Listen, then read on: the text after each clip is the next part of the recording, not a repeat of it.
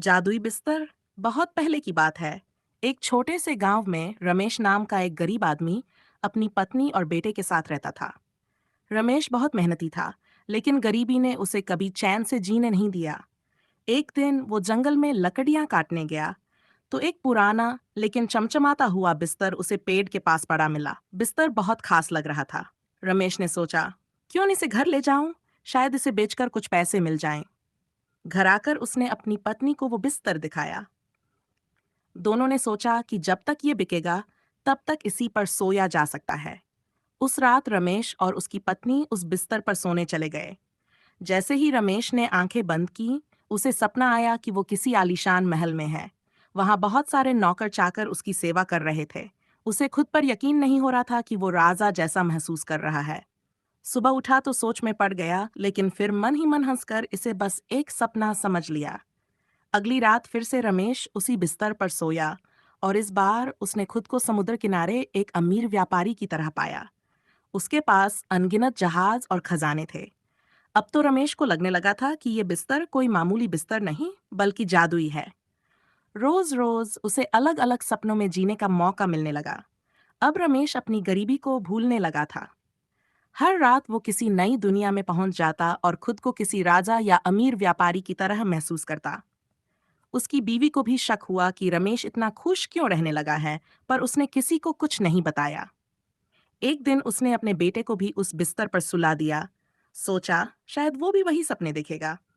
लेकिन उसके बेटे ने डरावने सपने देखे और कहा कि उसे अजीब अजीब आवाजें सुनाई दीं। रमेश ने इसे नजरअंदाज कर दिया और खुद फिर से बिस्तर पर सो गया। अब रमेश पूरी तरह से उस बिस्तर का आदी हो गया था। लेकिन कुछ ही दिनों बाद सपने बदलने लगे।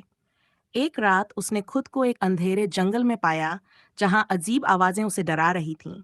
एक आवाज आई, तूने इस बिस्तर को बिना इजाजत इस्तेमाल किया है, अब इसकी सजा मिलेगी। रमेश चौंक कर जाग गया और बहुत डर गया। अगले दिन उसने सोचा कि इस बिस्तर से छुटकारा पाना चाहिए, लेकिन जो भी इसे खरीदने आता वो मना कर देता। गांव वालों ने इस बिस्तर के बारे में सुनी सुनाई बातें सुनी थीं और सब इससे डरते थे। धीरे धीरे रमेश को भी डर लगने लगा, लेकिन मजबूरी में वो उसी पर सोता रहा। एक रात उसने देखा कि वो एक गहरी खाई में गिर रहा है। उसकी चीखें गूंज रही थीं और अचानक उसे महसूस हुआ कि वो असल में गिर रहा है। उसे एहसास हुआ कि अब वो इस जादुई बिस्तर से कभी लौट नहीं पाएगा। सुबह उसकी बीवी और बेटा उठे तो देखा कि रमेश गायब है और बिस्तर खाली पड़ा है। गांव में धीरे धीरे ये बात फैल गई कि रमेश उस बिस्तर की वजह से कहीं खो गया है। लोग उस बिस्तर से दूर भागने लगे, लेकिन जो किसी को नहीं पता था वो ये कि वो बिस्तर आज भी वहीं पड़ा है, और जो भी उस पर सोता है इंसान उसे हमेशा के लिए कहीं ऐसी जगह खींच ले जाता है जहां से लौटना नामुमकिन है। रमेश के गायब होने के बाद गांव में खलबली मच गई थी। लोगों ने उस जादुई बिस्तर को गांव के बाहर छोड़ दिया ताकि कोई और उसकी चपेट में ना आ जाए। कुछ ही दिनों में लोगों ने रमेश और उसके बिस्तर की कहानी को भुला दिया।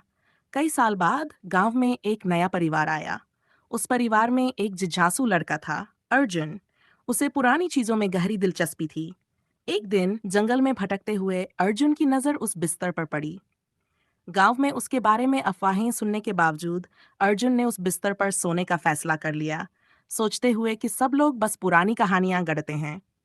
उस रात अर्जुन उस बिस्तर पर सो गया, और जैसे ही उसकी आंखें बंद हुईं, उसने खुद को एक खूबसूरत महल में पाया। वहां उसकी सेवा में नौकर चाकर खड़े थे और उसे एक राजा की तरह बिठाया गया। अर्जुन मंत्रमुग्ध हो गया।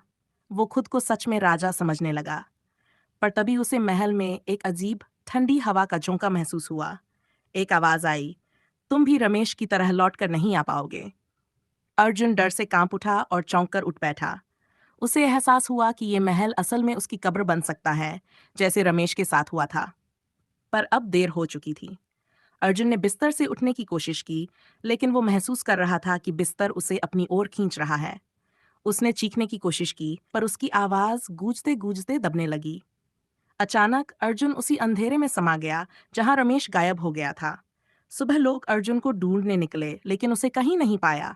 वो जादुई बिस्तर फिर से जंगल में अकेला रह गया, जैसे किसी नए शिकार का इंतजार कर रहा हो।